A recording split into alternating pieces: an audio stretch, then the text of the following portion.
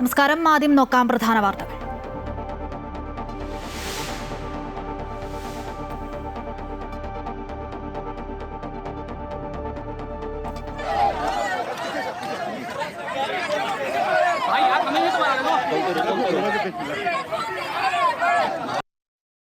ഡൽഹിയിൽ വൻ പ്രതിഷേധവുമായി കോൺഗ്രസ്. പ്രധാനമന്ത്രിയുടെ വസതിക്ക് മുൻപിൽ പ്രതിഷേധിച്ച് രാഹുൽ ഗാന്ധിയും പ്രിയങ്ക ഗാന്ധിയും ഉൾപ്പെടെയുള്ള നേതാക്കൾ.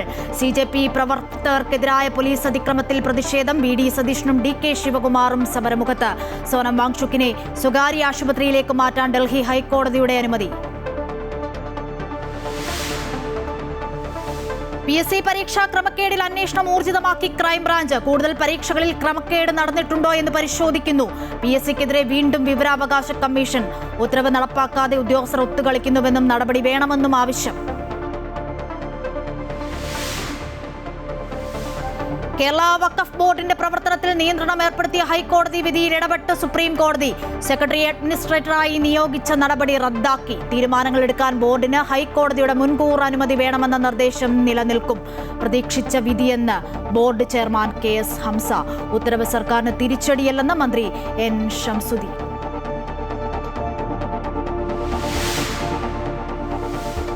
ദേശാഭിമാനി ലേഖന വിവാദത്തിൽ നടപടി. വാരാന്ത പതിപ്പ് എഡിറ്ററുടെ ചുമതലയിൽ നിന്നും KR അജയനെ മാറ്റി. T ചന്ദ്രമോഹന് പകരം ചുമതല. നടപടി വിശദീകരണം തൃപ്തികരമല്ലെന്ന് ചൂണ്ടിക്കാട്ടി.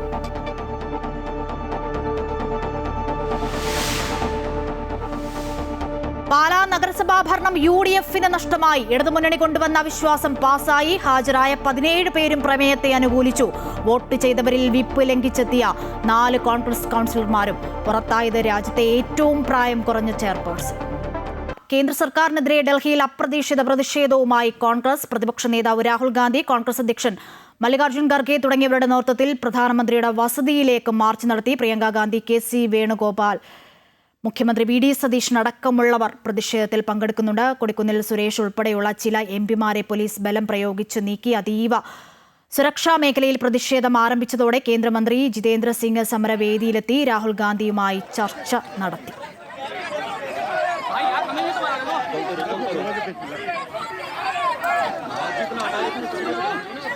വിവരങ്ങൾ നൽകാൻ ഡൽഹിയിൽ നിന്നും ജിഷ്ണു കൃഷ്ണനുണ്ട്.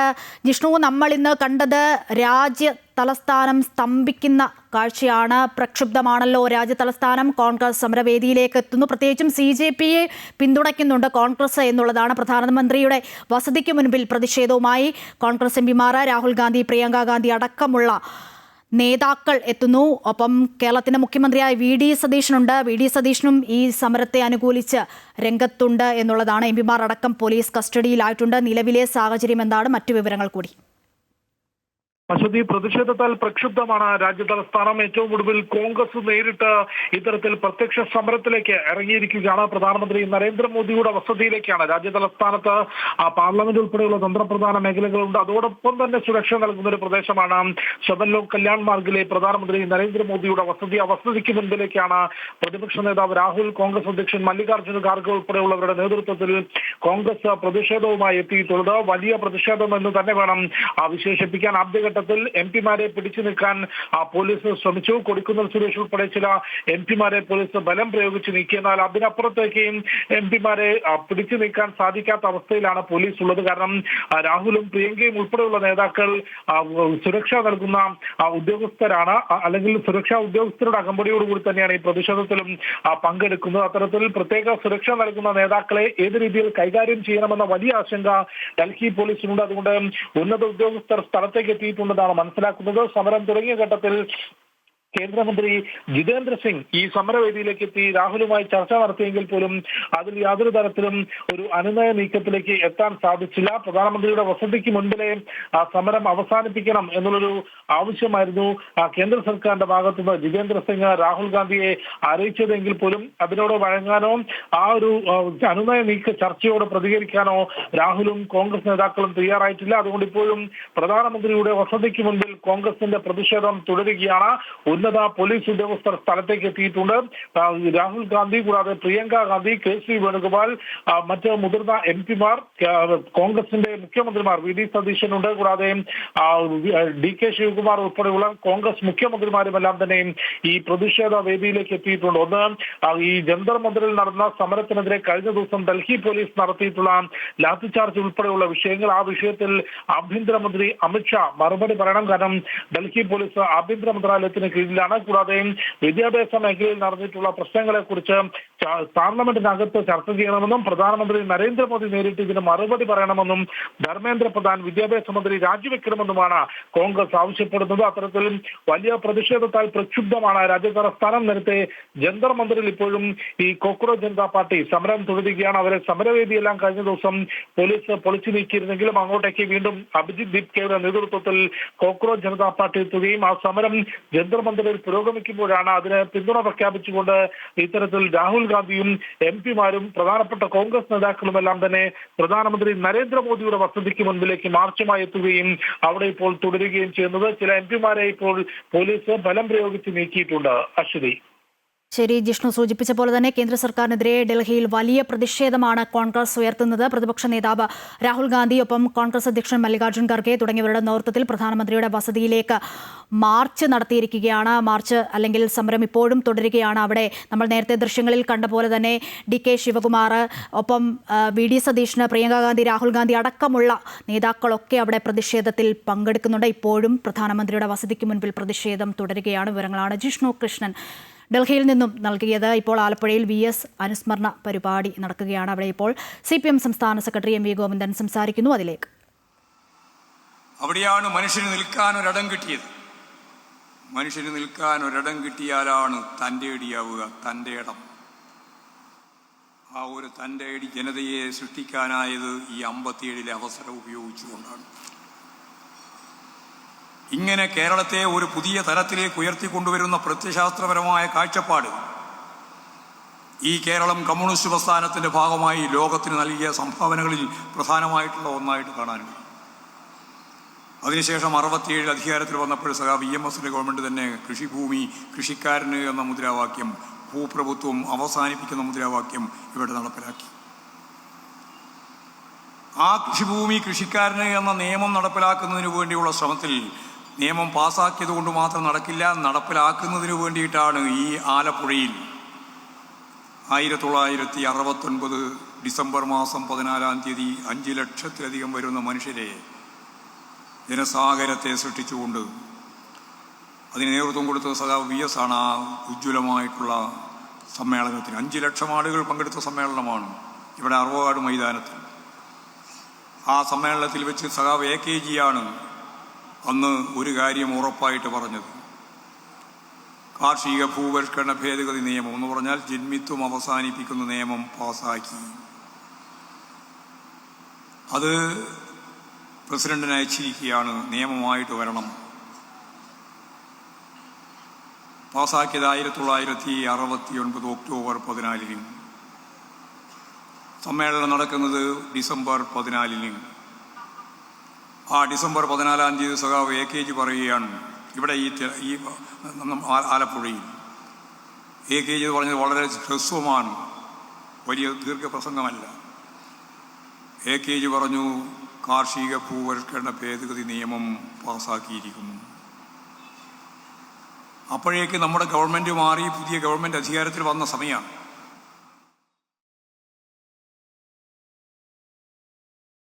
മറ്റു വാർത്തകൾ നോക്കാം. ലക്ഷ്മിപ്രിയക്കെതിരെ നടി അൻസിബ നൽകിയ പരാതിയിൽ FIR രജിസ്റ്റർ ചെയ്ത് കേസ് അന്വേഷിക്കാൻ കഴിയില്ലെന്ന് പ്രോസിക്യൂഷൻ. അൻസിബയുടെ പരാതി ഒരു അപകീർത്തി കേസ് മാത്രമായി കാണാൻ കഴിയൂവെന്നും പ്രോസിക്യൂഷൻ എറണാകുളം മജിസ്ട്രേറ്റ് കോടതിയെ അറിയിച്ചു. നേരത്തെ ഈ കേസിൽ FIR രജിസ്റ്റർ ചെയ്തിട്ടുണ്ടെന്ന് ആഭ്യന്തരമന്ത്രി രമേശ് ചെന്നിത്തല പറഞ്ഞിരുന്നു. കേസിൽ വിധി പറയുന്നത് ഈ മാസം 27-ലേക്ക് മാറ്റി.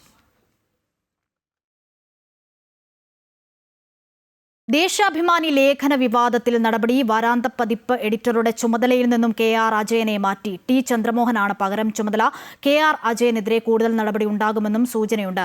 അജയനോട് കഴിഞ്ഞ ദിവസം റെസിഡന്റ് എഡിറ്റർ വിശദീകരണം തേടിയിരുന്നു. വിശദീകരണം തൃപ്തികരമല്ലെന്ന് ചൂണ്ടിക്കാട്ടിയാണ് നടപടി. കള്ളൻ വിജയൻ എന്ന തലക്കെട്ട് പാർട്ടി വിരുദ്ധമല്ലെന്ന മറുപടിയാണ് വാരാന്ത പതിപ്പ് എഡിറ്റർ KR അജയൻ നൽകിയത്. ഈ വിശദീകരണം തൃപ്തികരമല്ലെന്ന് ചൂണ്ടിക്കാട്ടിയാണ് നിലവിലെ നടപടി. തലക്കെട്ട് മാറ്റാൻ ആവശ്യപ്പെട്ടിട്ടും തയ്യാറാകാതെ മാധ്യമങ്ങൾക്ക് വിവരം ചോർത്തിയെന്ന് കാണിച്ചാണ് വാരാന്ത പതിപ്പ് എഡിറ്റർക്ക് റെസിഡന്റ് എഡിറ്റർ കാരണം കാണിക്കൽ നോട്ടീസ് നൽകിയത്. ലേഖനത്തിന് പറ്റിയ തലക്കെട്ട് കള്ളൻ വിജയൻ എന്ന് തന്നെയാണെന്നായിരുന്നു വാരാന്ത്യ പതിപ്പ് എഡിറ്റർ KR അജയന്റെ നിലപാട്. ഇതിന് പിന്നാലെയാണ് ഇപ്പോഴത്തെ നടപടി. KR അജയനെതിരെ കൂടുതൽ നടപടിക്കും സാധ്യതയുണ്ട്. അതേസമയം ദേശാഭിമാനി വാരാന്ത്യ പതിപ്പ് ഒഴിവാക്കിയ കള്ളൻ വിജയൻ ലേഖനം സാമൂഹ്യ മാധ്യമത്തിൽ പ്രസിദ്ധീകരിച്ചു. ലേഖനം എഴുതിയ TC രാജേഷ് തന്നെയാണ് കഴിഞ്ഞ ദിവസം ഇത് ഫേസ്ബുക്കിൽ പോസ്റ്റ് ചെയ്തത്. തലക്കെട്ടിൽ വന്ന ജാഗ്രതക്കുറവിന്റെ പൂർണ്ണ ഉത്തരവാദിത്തം ഏറ്റെടുത്താണ് രാജേഷ് ഫീച്ചർ പങ്കുവച്ചിരിക്കുന്നത്. ഞായറാഴ്ച പുറത്തിറങ്ങേണ്ടിയിരുന്ന വാരാന്ത്യ പതിപ്പിലാണ് വിവാദ ഫീച്ചർ ഉണ്ടായിരുന്നത്. മുഴങ്ങുന്നിപ്പോഴും ആ കടലിരമ്പം എന്ന പേരിൽ VS-നെ കുറിച്ചുള്ള KV സുധാകരന്റെ ഓർമ്മക്കുറിപ്പാണ് വാരാന്ത്യ പതിപ്പിന്റെ മുഖലേഖനമായിരുന്നത്. അമൃത ന്യൂസ്, തിരുവനന്തപുരം. പാലാ നഗരസഭയിൽ ഇടതുപക്ഷം അവതരിപ്പിച്ച അവിശ്വാസം കോൺഗ്രസ് അംഗങ്ങളുടെ പിന്തുണയോടെ പാസായി. രാജ്യത്തെ ഏറ്റവും പ്രായം കുറഞ്ഞ നഗരസഭാ അധ്യക്ഷയായിരുന്ന ദിയ ബിനു പുറത്തായി. UDF തന്നെ നഗരസഭയിൽ അധികാരത്തിൽ വരുമെന്ന് അവിശ്വാസത്തെ പിന്തുണച്ച കോൺഗ്രസ് കൗൺസിലർമാർ പറഞ്ഞു. അവിശ്വാസത്തെ പിന്തുണച്ചവരുമായി സഹകരിക്കുമെന്ന് പ്രതിപക്ഷ നേതാവ് ബിജു പാലുപ്പടവനും സൂചന നൽകി. ജനാധിപത്യപരമായ നടപടിയെ മാനിക്കുന്നുവെന്നും UDF-നൊപ്പം ഉറച്ചു നിൽക്കുമെന്നും ദിയ ബിനു വ്യക്തമാക്കി. 17 പേരുടെ വോട്ടോടെയാണ് പാലാ നഗരസഭയിൽ ചെയർപേഴ്സണെതിരായ അവിശ്വാസ പ്രമേയം പാസായത്. പാർട്ടി വിപ്പ് ലംഘിച്ച് 4 കോൺഗ്രസ് കൗൺസിലർമാർ അവിശ്വാസത്തെ അനുകൂലിച്ച് വോട്ട് ചെയ്തു. ഉപാധ്യക്ഷ മായ രാഹുലും അവിശ്വാസത്തെ പിന്തുണച്ചു. പാർട്ടി വിപ്പ് ലഭിച്ചിട്ടില്ലെന്നും കോൺഗ്രസ് നേതൃത്വം നൽകുന്ന UDF ഭരണം തന്നെ നഗരസഭയിൽ ഉണ്ടാകുമെന്നും അവിശ്വാസത്തെ അനുകൂലിച്ച കോൺഗ്രസ് കൗൺസിലർമാർ പറഞ്ഞു. പാലായിലെ ഓരോ UDF പ്രവർത്തകർ ചോര നീരുവാക്കി സ്വതന്ത്ര മുന്നണിക്ക് പിന്തുണ കൊടുത്തപ്പോൾ അവിടെ പോലും സ്ഥാനാർത്ഥി നിർത്താതെ ഞങ്ങൾ നിർത്തിയപ്പം അവർ ആദ്യമേ എന്താ കാണിച്ചത്? LDF അവിശ്വത്ത് വിട്ട് കൂട്ടുകെട്ടുണ്ടാക്കാനാണ് ശ്രമിച്ചത്. അവർ എല്ലാ രീതിയിലും അവിശ്വത്ത് കൂട്ടുണ്ട്. ഇങ്ങനെയുള്ള ഒരു പ്രവർത്തകരാണ് UDF പ്രവർത്തകർ. UDF-ന്റെ ചെയർമാൻ ഒരു കാര്യം പറയുന്നു, അതിനെതിരെ പറയുന്നത് എങ്ങനെയാ? അവിശ്വാസം പാസ്സാക്കിയത് UDF പാലാ നിയന്ത്രണത്തിലെ കോൺഗ്രസിന്റെ പ്രവർത്തകരാണ്. അവിശ്വാസം മണ്ഡലം കമ്മിറ്റിയാണ് പ്രമേയം പാസ്സാക്കിയത്. സത്യത്തിന്റെയും നീതിയുടെയും വിജയമാണ് ഉണ്ടായിരിക്കുന്നതെന്നും അവിശ്വാസത്തെ പിന്തുണച്ചവരുമായി ഭാവിയിൽ സഹകരിക്കുമെന്നും പ്രതിപക്ഷ നേതാവ് ബിജു പാലുപ്പടവൻ പറഞ്ഞു. ഞങ്ങളെ സംബന്ധിച്ച് ഞങ്ങൾ നേരത്തെ തന്നെ ഭൂരിപക്ഷം ഉണ്ടായിരുന്നെങ്കിലും ഈ കുടുംബ കൂട്ടായ്മയുമായി ചേർന്ന് ഒരു ഭരണത്തിനുമില്ല എന്ന് തീരുമാനിച്ചത് ഈ കാവിധി നടക്കാൻ വേണ്ടിയാണ്. പാലായ്ക്ക് ഒരു പാരമ്പര്യമുണ്ടായിരുന്നു, പാലായ്ക്ക് SS ഉണ്ടായിരുന്നു. മാണിസാറ് വിഭാവനം ചെയ്ത പാല, നല്ല സുന്ദരമായൊരു പാല, അതിന്റെ ആ കാലഘട്ടത്തിന്റെ ഒരു കോട്ടമാണ് കഴിഞ്ഞ 6 മാസക്കാലം വന്നത്.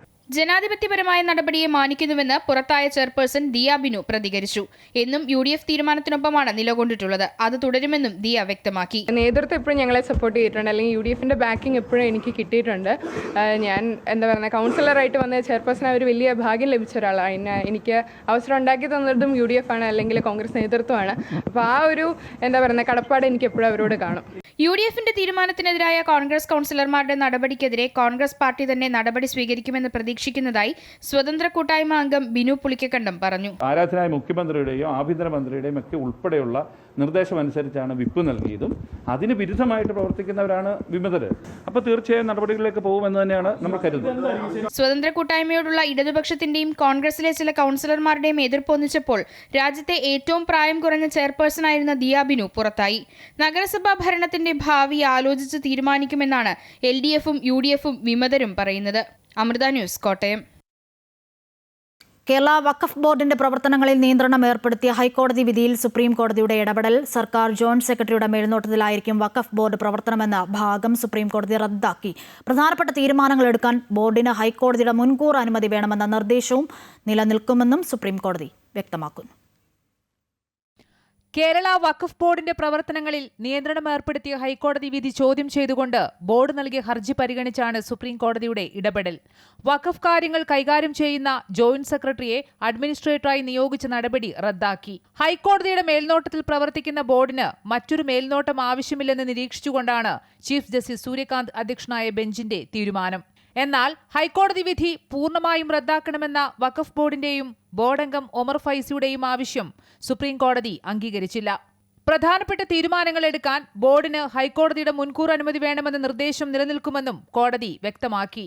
ഹൈക്കോടതിയുടെ ഇടക്കാല ഉത്തരവിനെ പിന്തുണയ്ക്കുന്ന നിലപാടാണ് സംസ്ഥാന സർക്കാർ സുപ്രീം കോടതിയിൽ സ്വീകരിച്ചത്. മുസ്ലിം ഇതര മതസ്ഥരെ ബോർഡിൽ ഉൾപ്പെടുത്തുന്നത് മാത്രമല്ല വിഷയമെന്നും ബോർഡിലെ അംഗങ്ങളുടെ യോഗ്യത ഉൾപ്പെടെ പരിശോധിക്കേണ്ടതുണ്ടെന്നും സംസ്ഥാന സർക്കാരിന്റെ അഭിഭാഷകൻ കോടതിയെ അറിയിച്ചു. വഖഫ് ബോർഡിന്റെ ഹർജിക്കെതിരെ BJP നേതാവ് ഷോൺ ജോർജ് തടസ്സ ഹർജി നൽകിയിരുന്നു. കേസിൽ എല്ലാവരുടെയും വാദം കേട്ട് ഉടൻ തീർപ്പ് കൽപ്പിക്കാൻ കേരള ഹൈക്കോടതിയോട് സുപ്രീം കോടതി നിർദ്ദേശിച്ചു. അമൃത ന്യൂസ്, ന്യൂഡൽഹി. വഖഫ് ബോർഡ് കേസിൽ ഹൈക്കോടതി നിർദ്ദേശം നീക്കിയ സുപ്രീംകോടതി വിധി പ്രതീക്ഷിച്ചതാണെന്ന് ബോർഡ് ചെയർമാൻ KS ഹംസ. ഹൈക്കോടതി നിലവിലുള്ള വഖഫ് ബോർഡിനെ കേട്ടില്ലെന്നും ബോർഡിനെ കേട്ടതിനു ശേഷം അനുകൂല വിധി ഉണ്ടാകുമെന്നാണ് പ്രതീക്ഷയെന്നും അദ്ദേഹം കോഴിക്കോട് പറഞ്ഞു. വഖഫ് ബോർഡിന്റെ പ്രവർത്തനത്തിന് ജോയിന്റ് സെക്രട്ടറിയുടെ മേൽനോട്ടം ആവശ്യമില്ലെന്ന സുപ്രീം കോടതിയുടെ ഇടപെടൽ വഖഫ് ബോർഡിന് ആശ്വാസമേകുന്നതാണ്. പ്രതീക്ഷിച്ച വിധിയാണിതെന്ന് വഖഫ് ബോർഡ് ചെയർമാൻ KS ഹംസ പറഞ്ഞു. നമ്മളതിലേക്ക് അത്ഭുതമൊന്നുമില്ല, നമ്മളെ പ്രതീക്ഷ തന്നെയാണ്. കാരണം ഹൈക്കോടതിയുടെ നിരീക്ഷണം അത് ഉമ്മീദ് ആക്ടിനും അഥവാ 2025 വഖഫ് അമെൻമെൻറ്റ് ആക്ടിന് 1995 വഖഫ് ആക്ടിന് ഘടകവിരുദ്ധമായിരുന്നു. അതിൽ പരാമർശിക്കാത്ത, അതിൽ പ്രതിപാദിക്കാത്ത കാര്യമാണ് കോടതി പറഞ്ഞിട്ടുണ്ടായിരുന്നത്. അത് സുപ്രീം കോടതി ലിഫ്റ്റ് ചെയ്തു. നിലവിൽ നയപരമോ പ്രധാനപ്പെട്ടതോ ആയ തീരുമാനങ്ങൾ എടുക്കാൻ ബോർഡിന് ഹൈക്കോടതിയുടെ മുൻകൂർ അനുമതി വേണമെന്ന നിർദ്ദേശം നിലനിൽക്കും. മൂലധന ചെലവുകൾ ഉണ്ടാക്കരുതെന്നും ഹൈക്കോടതി വിധിയിലുണ്ടായിരുന്നു. നിലവിൽ ബോർഡിനെ കേൾക്കാതെയാണ് ഹൈക്കോടതി വിധി പറഞ്ഞതെന്ന് വഖഫ് ബോർഡ് ചെയർമാൻ പറഞ്ഞു. ഹൈക്കോടതി അതിൻ്റെ മെറിറ്റിലേക്ക് വരുമെന്ന് ഞങ്ങൾക്ക് പ്രതീക്ഷയുണ്ട്. കാരണം ഞങ്ങളെ കേൾക്കാതെ, ബോർഡിനെ കേൾക്കാതെയാണ് ഹൈക്കോടതി വിധി പറഞ്ഞിട്ടുണ്ടായത്. ബോർഡിനെ കേട്ട് ഹൈക്കോടതി നാളെ വിധി പറയാനിരിക്കുകയാണ്. അതുകൊണ്ട് ബോർഡ് ഇതിലൊന്നും ഉത്തരവാദിയല്ല. 2016 UDF സർക്കാർ നിയോഗിച്ച വഖഫ് ബോർഡ് 2019 വരെ തുടർന്നിട്ടുണ്ട്. അതുപോലെയുള്ള പ്രവർത്തന സ്വാതന്ത്ര്യം വേണമെന്നാണ് ചെയർമാന്റെ വാദം. സംസ്ഥാന സർക്കാർ ഗൃഹപാഠമില്ലാതെ കോടതിയിൽ പ്രവർത്തിച്ചതിന്റെ പ്രശ്നങ്ങളാണ് നിലവിലുള്ളതെന്നും ചെയർമാൻ കുറ്റപ്പെടുത്തി. അതേസമയം കേസും ആരോപണ പ്രത്യാരോപണങ്ങളും നടക്കുന്നതിനിടെ വഖഫ് board judicial sitting Kozhikode divisional ഓഫീസിൽ ചേർന്നു. 85ഓളം കേസുകളാണ് വഖഫ് ബോർഡിന് മുന്നിലുള്ളത്. ബോർഡ് ചെയർമാൻ ഉൾപ്പെടെ 6ഓളം അംഗങ്ങൾ സിറ്റിംഗിൽ പങ്കെടുത്തു. വഖഫ് ബോർഡുമായി ബന്ധപ്പെട്ട കേസ് ഹൈക്കോടതി വീണ്ടും പരിഗണിക്കാനിരിക്കുകയാണ്. അമൃത ന്യൂസ്, കോഴിക്കോട്. വഖഫ് ബോർഡ് വിഷയത്തിലെ സുപ്രീംകോടതി ഉത്തരവ് സർക്കാരിന് തിരിച്ചടിയല്ലെന്ന് മന്ത്രി N ഷംസുദ്ദീൻ. ആളുകളെ തെറ്റിദ്ധരിപ്പിക്കുന്നത് എന്തു മോശമാണ്. വിഷയം ഹൈക്കോടതിയിൽ തുടരട്ടെ എന്നാണ് സുപ്രീംകോടതി വ്യക്തമാക്കിയത്. കേസ് ഹൈക്കോടതിയിൽ ഇനിയും തുടരും. സംസ്ഥാന സർക്കാർ നൽകിയ അഫിഡവിറ്റ് താൻ കണ്ടോ എന്ന് അല്ല പ്രശ്നം. വഖഫ് ബോർഡിന് യോഗം ചേരാം, പക്ഷേ ഇങ്ങനെയൊരു തർക്കം നിലനിൽക്കുമ്പോൾ യോഗം ചേരുന്നത് ശരിയല്ല എന്നും മന്ത്രി പറയുന്നു. ആളുകളെ ഇങ്ങനെ തെറ്റിദ്ധരിപ്പിക്കുക എന്ന് പറയുന്നത് എത്ര മോശമാണ്. ബഹുമാനപ്പെട്ട സുപ്രീം കോടതി പറഞ്ഞത് ഈ വിഷയം ഇപ്പം ഞങ്ങൾ കേൾക്കേണ്ടതില്ല, ഇത് ഹൈക്കോടതിയിൽ തന്നെ തുടർന്നാൽ മതി എന്നാണ്. അപ്പോൾ ഹൈക്കോടതിയിൽ തന്നെയാണ് ഇനി ഈ കേസ് തുടരുക. ഒന്ന്, അപ്പീലുമായി സുപ്രീം കോടതിയിൽ പോയവർക്കൊന്നും കിട്ടിയിട്ടില്ല. ആ ജാള്യതയിൽ സർക്കാരിനെ എന്തോ സുപ്രീം കോടതിയിൽ നിന്ന് വലിയ തിരിച്ചടി ഉണ്ടായി എന്ന് ഇവിടെ ഇങ്ങനെ പ്രചരിപ്പിച്ച് നടന്നാൽ അതുകൊണ്ട് വല്ല ആശ്വാസം കിട്ടും. നിലവിലുണ്ടായിരുന്ന ബോർഡിന് എന്തെങ്കിലും അധികാരം തിരിച്ചു കൊടുത്തോ? കേരളത്തിലെ വഖഫ് ബോർഡിന്റെ പ്രവർത്തനവുമായി ബന്ധപ്പെട്ട് സുപ്രീംകോടതി വിധിയെ സ്വാഗതം ചെയ്ത് BJP. കേരള ഹൈക്കോടതിയിൽ BJP സമർപ്പിച്ചിട്ടുള്ള ഹർജിയുടെ എല്ലാ വാദമുഖങ്ങളും സുപ്രീംകോടതി അംഗീകരിക്കുന്ന സാഹചര്യമാണ് ഉണ്ടായിട്ടുള്ളതെന്ന് BJP സംസ്ഥാന ഉപാധ്യക്ഷൻ അഡ്വക്കേറ്റ് ഷോൺ ജോർജ് പറഞ്ഞു. മുസ്ലിം ലീഗ് പറയുന്നത് ജനങ്ങളുടെ കണ്ണിൽ പൊടിയിടാനുള്ള ന്യായങ്ങളാണെന്നും രാജ്യത്തിന്റെ നിയമം എല്ലാവർക്കും ബാധകമാണെന്നും അദ്ദേഹം പറഞ്ഞു. The board shall for the time being function under the supervision of joint secretary എന്ന ആ ഒരു സെൻറ്റൻസ് മാത്രമാണ് ബഹുമാനപ്പെട്ട ഹൈക്കോടതി ഇടപെട്ടിട്ടുള്ളത്. കേരള ഹൈക്കോടതിയിൽ ഭാരതീയ ജനതാ പാർട്ടി ആവശ്യപ്പെട്ടത് ഈ രാജ്യത്ത് ഒരു നിയമം നിലനിൽക്കുന്നുണ്ട്. ആ നിയമപ്രകാരം 2025 വഖഫ് അമെൻമെൻറ്റ് ആക്ടിൽ സർക്കാർ കൊണ്ടുവന്ന നിയമം എന്തോ അത് അനുസരിക്കാൻ സംസ്ഥാന സർക്കാരും ബാധ്യസ്ഥരാണ് എന്നുള്ളതാണ് കേരള ഹൈക്കോടതിയുടെ വിധിയിലൂടെ നമുക്ക് മനസ്സിലായത്. അതാണ് ഭാരതീയ ജനതാ പാർട്ടി ആവശ്യപ്പെട്ടതും. ആ കാര്യത്തിൽ ഹൈക്കോടതിയുടെ ഉത്തരവിൽ ഈ നിമിഷം വരെയും സുപ്രീം കോടതി ഇടപെട്ടിട്ടില്ല. അതുമാത്രമല്ല, ബാക്കിയുള്ള കാര്യങ്ങൾ കേരള ഹൈക്കോടതിയുടെ തീരുമാനത്തിലാണ് സുപ്രീം കോടതി വിട്ടിട്ടുള്ളത്. അതുകൊണ്ട് തന്നെ ഈ വിധി അങ്ങേറ്റം സ്വാഗതാർഹമാണ്. അത് ബോർഡ് ആരുടെ ഭരണമെന്നൊന്നും BJP പറഞ്ഞിട്ടില്ല. അത് പിണറായിയുടെ ബോർഡാണെങ്കിലും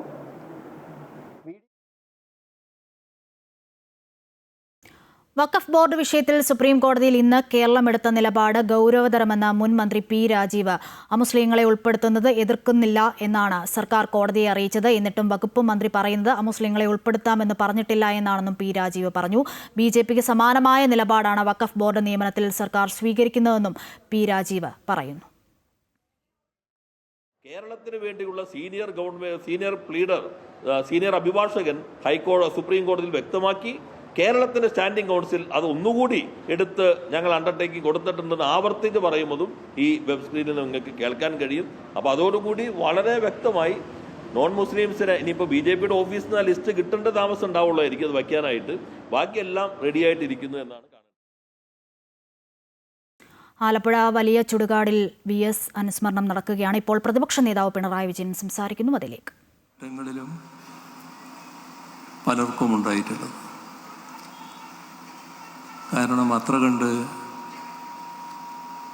നാടുമായും ജനങ്ങളുമായും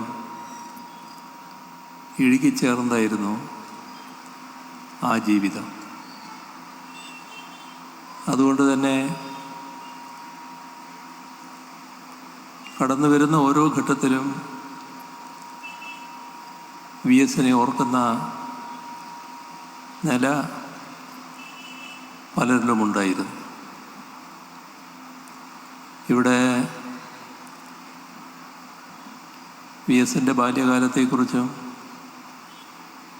അദ്ദേഹത്തിൻ്റെ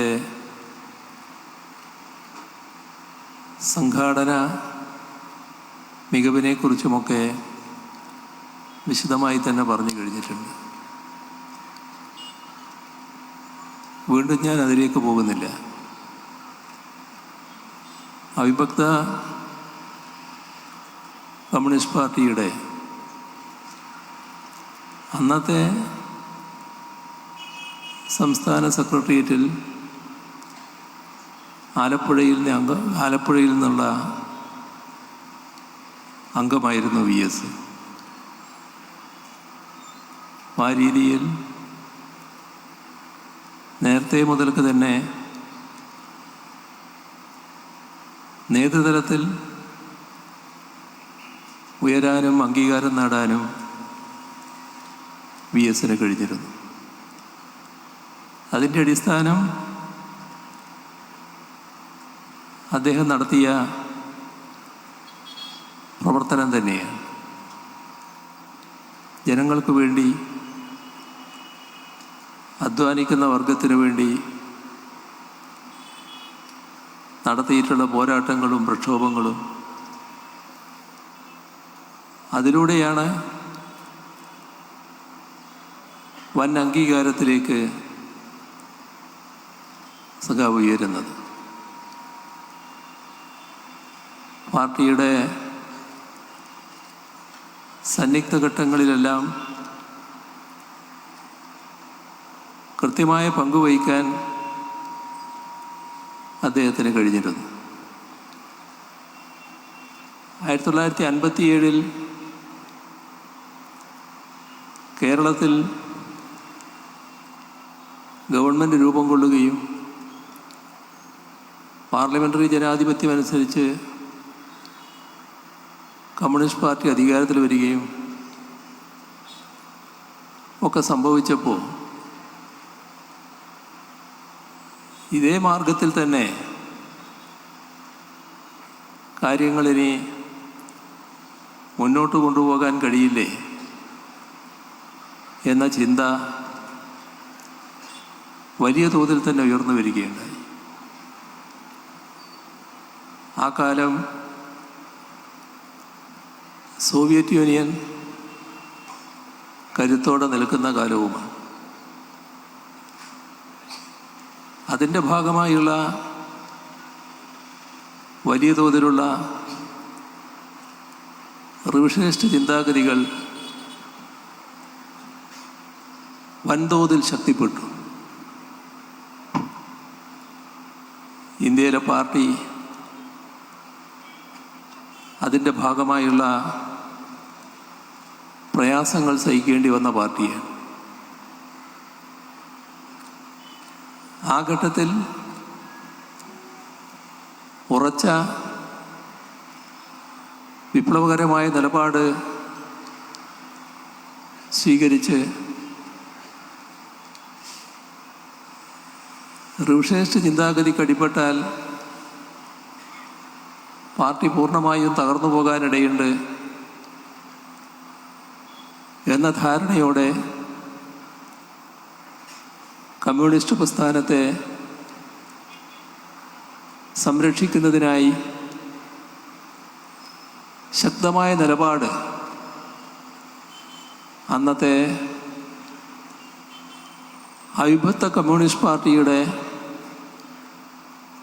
നേതൃസമിതികളിൽ ഉയർന്നു വന്നു. ആ കൂട്ടത്തിൽ ഒരു തരത്തിലുള്ള സംശയവുമില്ലാതെ അർത്ഥശങ്കക്കിടയില്ലാത്ത നിലപാട് സ്വീകരിച്ച് നാഷണൽ കൗൺസിലിൽ നിന്ന് ഇറങ്ങി വന്ന 32 പേരിൽ ഒരാളായിരുന്നു VS. ഇവിടെ CPIM കരുത്താർജിക്കുക എന്നത് ഏറ്റവും പ്രധാനമായിരുന്നു. കേരളത്തിൽ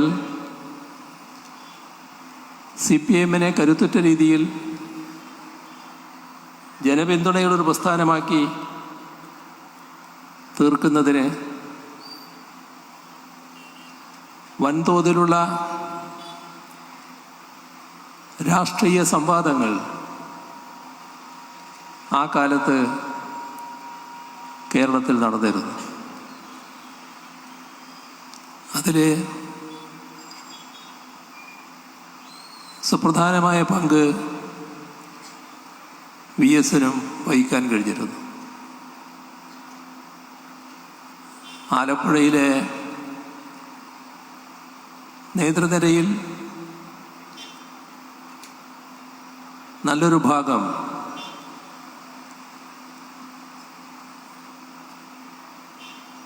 വ്യത്യസ്ത നിലപാട് സ്വീകരിച്ച ഘട്ടമായിരുന്നു അത്. CPIMനെ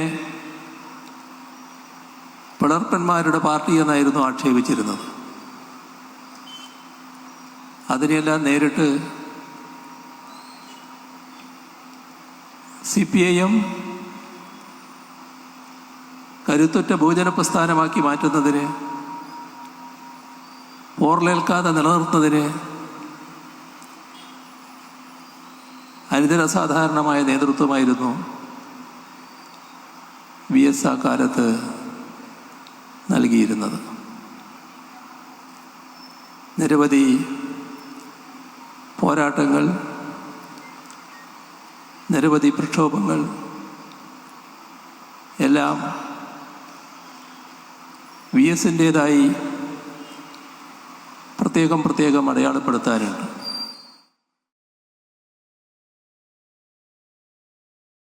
മറ്റ് വാർത്തകൾ നോക്കാം. ആലപ്പുഴയിൽ PSC ചോദ്യപേപ്പർ മാറി നൽകിയ സംഭവത്തിൽ വീഴ്ച വരുത്തിയവർക്കെതിരെ നടപടിക്ക് PSC ആഭ്യന്തര വിജിലൻസ് അന്വേഷണം ആരംഭിച്ചു. PSC ജില്ലാ ഓഫീസർ റിപ്പോർട്ട് കൈമാറി. വീഴ്ചയുടെ ഉത്തരവാദിത്തം ചീഫ് സൂപ്രണ്ടറായ സ്കൂൾ പ്രിൻസിപ്പലിനും PSC ഉദ്യോഗസ്ഥനുമായ അഡീഷണൽ ചീഫ് സൂപ്രണ്ടിനുമെന്ന് റിപ്പോർട്ട്.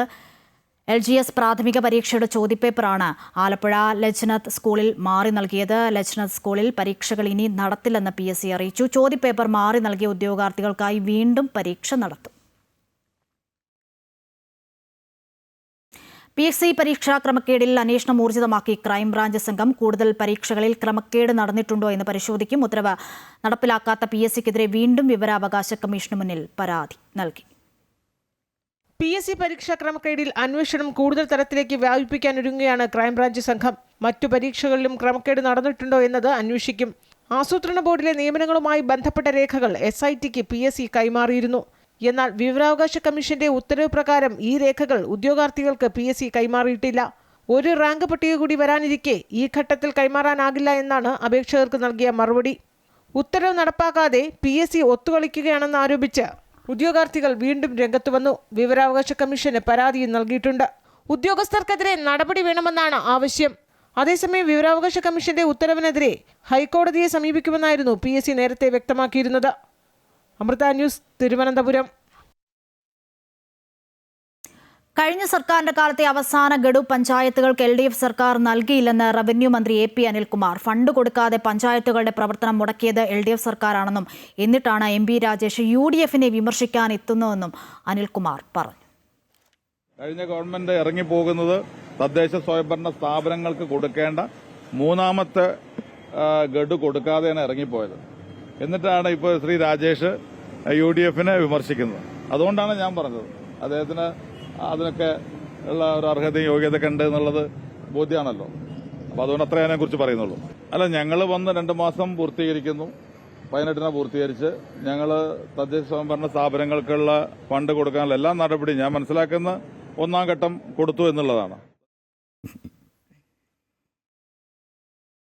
ശബരിമല തന്ത്രിസ്ഥാനത്ത് പുതിയ മാറ്റത്തിന് വഴിയൊരുങ്ങുന്നു. കണ്ഠരര് രാജീവർക്ക് പകരം മകൻ കണ്ഠരര് ബ്രഹ്മദത്തനെ പുതിയ തന്ത്രിയായി നിയോഗിച്ചേക്കും. ആരോഗ്യ പ്രശ്നങ്ങൾ കാരണം മാറി നിൽക്കാൻ രാജീവർ ദേവസ്വം ബോർഡിന് കത്ത് നൽകിയതിനെ തുടർന്ന് സ്പെഷ്യൽ കമ്മീഷണർ ഹൈക്കോടതിയിൽ റിപ്പോർട്ട് സമർപ്പിച്ചു. കോടതി അനുമതി ലഭിച്ചാൽ വരുന്ന ചിങ്ങമാസ പൂജകൾ മുതൽ ബ്രഹ്മദത്തനാകും പുതിയ തന്ത്രി. ആരോഗ്യ പ്രശ്നങ്ങൾ മൂലം തന്ത്രിസ്ഥാനത്ത് നിന്ന് മാറാൻ അനുവദിക്കണമെന്ന് കണ്ഠരര് രാജീവര് തിരുവിതാംകൂർ ദേവസ്വം ബോർഡിനോട് ആവശ്യപ്പെട്ടിരുന്നു. തുടർന്ന് ബോർഡ് നൽകിയ കത്തിന്റെ അടിസ്ഥാനത്തിലാണ് Sabarimala special commissioner R Jayakrishnan ഹൈക്കോടതിക്ക് റിപ്പോർട്ട് നൽകിയത്. കോടതിയുടെ ഭാഗത്തു നിന്ന് അനുകൂല തീരുമാനമുണ്ടായാൽ ഇത്തവണത്തെ ചിങ്ങമാസ പൂജകൾക്കായി നട തുറക്കുന്ന ആഗസ്റ്റ് 16 മുതൽ കണ്ഠരര് ബ്രഹ്മദത്തൻ ശബരിമല തന്ത്രിയായി ചുമതലയേൽക്കും. കൂടാതെ വരാനിരിക്കുന്ന മേൽശാന്തി റിക്രൂട്ട്മെന്റ് ബോർഡിലേക്കും ബ്രഹ്മദത്തനെ ഉൾപ്പെടുത്തിയേക്കുമെന്നാണ് വിവരം. ചിങ്ങം മുതൽ കർക്കിടകം വരെയുള്ള ഒരു മലയാള വർഷത്തിൽ ടേൺ അടിസ്ഥാനത്തിലാണ് താഴ്മൺ മഠത്തിലെ 2 കുടുംബങ്ങൾ ശബരിമലയിൽ താന്ത്രിക കർമ്മങ്ങൾ നിർവഹിക്കുന്നത്.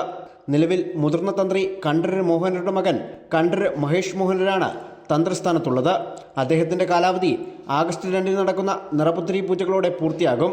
തുടർന്ന് വരുന്ന അടുത്ത ടേണിലാണ് ബ്രഹ്മദത്തന് അവസരമൊരുങ്ങുന്നത്. അമൃത ന്യൂസ്, പത്തനംതിട്ട.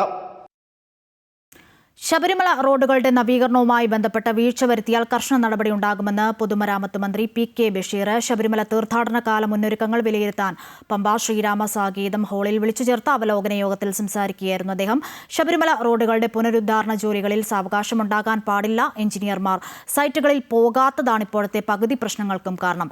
എഞ്ചിനീയർമാർ നിർബന്ധമായും സൈറ്റുകളിൽ സന്ദർശനം നടത്തണമെന്നും മന്ത്രി നിർദ്ദേശം നൽകി. നിതിൻ രാജിന്റെ മരണത്തിലെ മുഖ്യപ്രതിയായ ഡോക്ടർ റാമിനെ ജാമ്യത്തിൽ പോലീസിന് വീഴ്ച പറ്റിയെന്ന ആരോപണം. DGPയോട് റിപ്പോർട്ട് തേടിയ ആഭ്യന്തരമന്ത്രി കേസിന്റെ തുടർ നടപടികൾക്കായി പുതിയ അന്വേഷണ സംഘത്തിന് ചുമതല നൽകിയിട്ടുണ്ട്. SP മോഹനചന്ദ്രന്റെ നേതൃത്വത്തിലുള്ള സംഘം അന്വേഷിക്കും.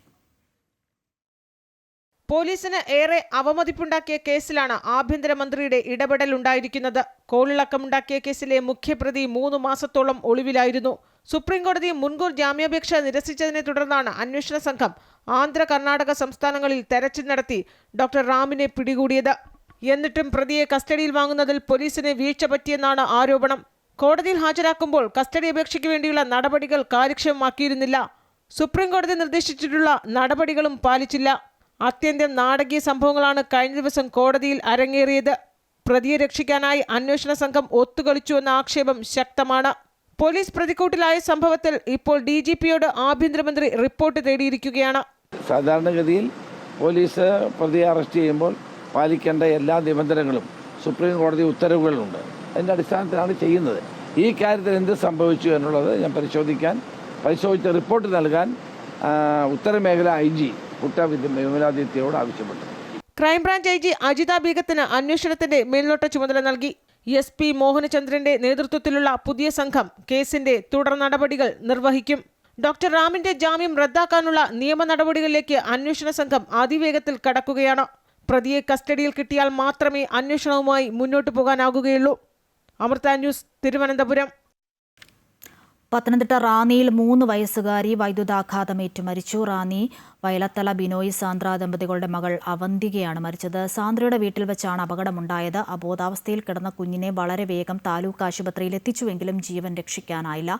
അമ്മ കുളിക്കാൻ കയറിയപ്പോൾ അവന്തിക വീട്ടിൽ കളിക്കുകയായിരുന്നു. അതിനിടയിലാണ് അവന്തികയ്ക്ക് ഷോക്കേറ്റത്. അമ്മ കുളിച്ചു വന്നപ്പോൾ കുട്ടി അബോധാവസ്ഥയിൽ കിടക്കുന്നതാണ് കണ്ടത്. കുട്ടിയെ തൊട്ടപ്പോൾ അമ്മയ്ക്കും ഷോക്കേറ്റതായി പറയപ്പെടുന്നു. എങ്ങനെയാണ് ഷോക്കേറ്റത് എന്ന് റാന്നി പോലീസ് അന്വേഷിക്കുന്നു. എന്നോ എപ്പോഴോ ഓർമ്മയിലേക്ക് ആഴ്ന്നിറങ്ങിയപ്പോഴോ കുട്ടിക്കഥകളെയും പഴയ കാലത്തിൻ്റെ നാടൻ കളികളെയും സ്കൂൾ മുറ്റങ്ങളിലേക്ക് തിരികെ എത്തിക്കുകയാണ് ആലപ്പുഴയിലെ ഒരു പറ്റം അമ്മൂമ്മമാരും അപ്പൂപ്പന്മാരും. അമ്മൂമ്മയുടെ കഥകളുടെ കഥാമാധുര്യം ടോക്കിംഗ് പാർലർ എന്ന പേരിൽ ആരംഭിച്ച പദ്ധതി ലഹരിക്കെതിരെയുള്ള പോരാട്ടം കൂടിയാണ്. ആലപ്പുഴയിലെ സ്കൂൾ കേന്ദ്രീകരിച്ച് നടത്തുന്ന ഈ പദ്ധതി ഇന്ന് പുതുതലമുറയ്ക്ക് പുത്തൻ അനുഭവങ്ങൾ സമ്മാനിക്കുന്നു. പഴയ കാലത്തിന്റെ കഥകൾ പുതിയ ഭാവത്തിൽ അവർ അവതരിപ്പിച്ചപ്പോൾ അത്ഭുതവും ആവേശവും നിറച്ച് അവർ കേട്ടിരുന്നു. പ്രായം പിന്നോട്ട് സഞ്ചരിച്ചു. അങ്ങനെ കഥ പറഞ്ഞ അവരും പുതുതലമുറയിലെ കുരുന്നുകളായി മാറി.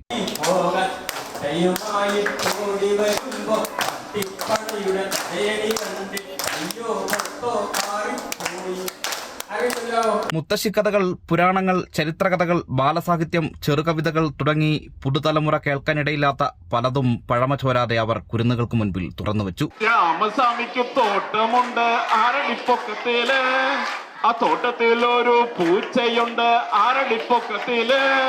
ആ പൂച്ച എന്തു പറഞ്ഞു? ആ പൂച്ച എന്തു പറഞ്ഞു? ആ പൂച്ച എന്തു പറഞ്ഞു? അതിനും അപ്പുറമായി ജെൻസി തലമുറയ്ക്ക് കേട്ടറിവ് പോലുമില്ലാത്ത ഓലപ്പന്ത്, വാച്ച്, കണ്ണട, ഓലക്കാലിലെ പാമ്പ് തുടങ്ങിയ കളിപ്പാട്ടങ്ങളും കരകൗശല വസ്തുക്കളും ആ പ്രായം ചെന്ന കുരുന്ന് ഹൃദയങ്ങൾ പുതുതലമുറയ്ക്ക് മുന്നിൽ നിരത്തി. പഴയകാല കഥകൾ, കളികളും ഒക്കെ തന്നെ കുഞ്ഞുങ്ങളെ പരിചയപ്പെടുത്തിയിട്ട് ആധുനിക കാലഘട്ടത്തിൽ അവർ ഈ കാർട്ടൂണിൻ്റെയും ഭാവന നശിക്കുന്ന അല്ലെങ്കിൽ ഭാവന ഇല്ലാതാക്കുന്ന TV-യുടെയും ഒക്കെ ലോകത്തിൽ നിന്ന് അവരൊന്ന് മാറ്റി നിർത്തിയിട്ട് പഴയകാല സ്മരണകളൊക്കെ അവരുടെ മനസ്സിലേക്ക് നിറയ്ക്കുകയാണെങ്കിൽ അവർ ഈ ലഹരിക്കൊക്കെ അടിപ്പെട്ട് അതിൽ നിന്ന് വിമോചിതരായിട്ട് മാറി നിൽക്കുന്നതിന് ഒരു അവസരം ഉണ്ടാക്കിയെടുക്കാൻ കഴിയും. അച്ഛനമ്മമാരോട് സ്നേഹം ഉണ്ടാക്കിയെടുക്കാനായിട്ട് കഴിയും. ഗുരുക്കന്മാരോട് സ്നേഹം ഉണ്ടാക്കിയെടുക്കാനായിട്ട് കഴിയും. അങ്ങനെ തീർച്ചയായും തലമുറകൾ തമ്മിലുള്ള അകലം കുറയും. ഇന്ന് കാണുന്ന ആ അണുകുടുംബത്തിൻ്റെ ആ ശോചനീയാവസ്ഥയൊക്കെ മാറിക്കിട്ടും. അതുപോലെ തന്നെ മുതിർന്ന തലമുറയുടെ വിരസത മാറ്റുക എന്നുള്ളതാണ് പ്രധാനമായ ലക്ഷ്യം. ഇവരെല്ലാം തന്നെ ടീച്ചർമാരായിരുന്നു, അല്ലെങ്കിൽ സാറന്മാരായിരുന്നു. ഇവരൊക്കെ തന്നെ പഠിപ്പിച്ചുകൊണ്ടിരുന്ന കാലയളവിൽ ഉണ്ടായിരുന്ന ഒരു കുട്ടികളല്ല ഇന്നത്തെ കാലഘട്ടത്തിലെ കുട്ടികൾ. അവർക്ക് പഴയകാല കഥകൾ അറിയത്തില്ല, അന്നത്തെ കളികൾ അറിയില്ല, പഴയ രീതിയിലുള്ള ക്രാഫ്റ്റ് അതൊന്നും തന്നെ അറിയില്ല. അതൊക്കെ ഒന്ന് പരിശീലിപ്പിച്ചെടുത്തിട്ട് അവരെ വീണ്ടും നമ്മുടെ പഴയ കാലങ്ങളിലേക്ക് ഒന്ന് കൂട്ടിക്കൊണ്ടു പോയിട്ട്, ഓർമ്മകളിലേക്ക് അവരെ മടക്കിക്കൊണ്ടു പോയിട്ട് വീണ്ടും ഒരു നല്ല സംസ്കാരം നമ്മുടെ നാട്ടിൽ വളർത്തിയെടുക്കുക എന്നുള്ളതാണ് പ്രഥമമായ ലക്ഷ്യം. മുത്തച്ഛന്മാരും മുത്തശ്ശികളും കഥകളും പാട്ടുകളും കളിപ്പാട്ടങ്ങളുമായി എത്തിയതോടെ കുരുന്നു ഹൃദയങ്ങളും സന്തോഷത്തിൽ തുള്ളിച്ചാടി. പരിപാടിയെക്കുറിച്ചറിഞ്ഞ് ധാരാളം രക്ഷിതാക്കളാണ് ടോക്കിംഗ് പാർലറിനെ ബന്ധപ്പെടുന്നത്. അങ്ങനെ പല തലമുറകളെ അവിടെ ഒന്നിച്ചു ചേർക്കുകയായിരുന്നു. ഇപ്പോൾ പല വേദികളും 3 തലമുറകളുടെ സംഗമമാണ്. സംഘത്തിലെ 13 പേർ റിട്ടയർഡ് അധ്യാപകരാണ്. ബാക്കിയുള്ളവർ പൊതുമേഖലയിൽ മികവ് തെളിയിച്ചു വരും. 1.25 മണിക്കൂറാണ് ക്ലാസ്. റീൽസിനും കാർട്ടൂണിനും പിന്നാലെ പാഞ്ഞിരുന്ന കുട്ടിക്കൂട്ടം ഫോണും റീലും വിരൽത്തുമ്പിൽ വിരിയുന്ന വിസ്മയങ്ങളും മറന്ന് കഥകൾക്കായി കാത്തിരിക്കുകയാണിപ്പോൾ. ആർട്ടിഫിഷ്യൽ ഇന്റലിജൻസിന്റെ കൈവിരൽ തുമ്പിലേക്കല്ല, പഴമയുടെ നന്മ നിറഞ്ഞ ഇന്നലകളിലേക്ക് ഈ കുരുന്നുകളെ കൈപിടിച്ച് നയിക്കുകയാണിവർ. ആലപ്പുഴയിൽ നിന്നും ആദർശിനൊപ്പം Ajay Nath, Amrita news. Private bus ഓപ്പറേറ്റർമാരുടെ പ്രശ്നങ്ങൾ പരിഹരിക്കാൻ അവർ പ്രതീക്ഷിച്ചതിലും വേഗത്തിൽ കമ്മിറ്റി സ്ഥാപിച്ചുവെന്ന ഗതാഗത മന്ത്രി CP ജോൺ. നിയമസഭാ മണ്ഡലങ്ങളുടെ അടിസ്ഥാനത്തിൽ KSRTC ഡിപ്പോകളുടെ വികസനത്തിനായി വികസന കമ്മിറ്റികൾ രൂപീകരിച്ചു. പ്രിയദർശിനി ബസ് സർവീസ് ഈ വകുപ്പിന്റെ തൊപ്പിയിലെ പൊൻതൂവലെന്നും മന്ത്രി വാർത്താസമ്മേളനത്തിൽ പറഞ്ഞു.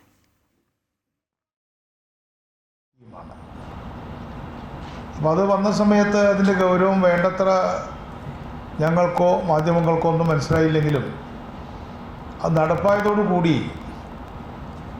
വലിയ ഒരു വിസ്ഫോടനമാണ് ഉണ്ടായിട്ടുള്ളത്. മാനന്തവാടി അമൃത വിദ്യാലയത്തിൽ സംസ്കൃതി പൂജ നടന്നു. പൂജയിൽ കുട്ടികളും നിരവധി മാതാപിതാക്കളും പങ്കെടുത്തു. സ്കൂൾ പ്രിൻസിപ്പാൾ ബ്രഹ്മചാരിണി പൂജാമൃത ചൈതന്യ ചടങ്ങിൽ സ്വാഗതം പറഞ്ഞു. പൂജയ്ക്ക് സ്വാമി വേദാമൃതാനന്ദപുരി നേതൃത്വം നൽകി. തുടർന്ന് സത്സംഗം, ഭജന, ആരതി, പ്രസാദ വിതരണം എന്നിവയും ഉണ്ടായിരുന്നു. നഷ്ടപ്പെട്ട മൂല്യങ്ങളും സംസ്കാരങ്ങളും തിരിച്ചുപിടിക്കാനുള്ള ശ്രമമാണ് സംസ്കൃതി പൂജയെന്ന് സ്വാമി വേദാമൃതാനന്ദപുരി പറഞ്ഞു.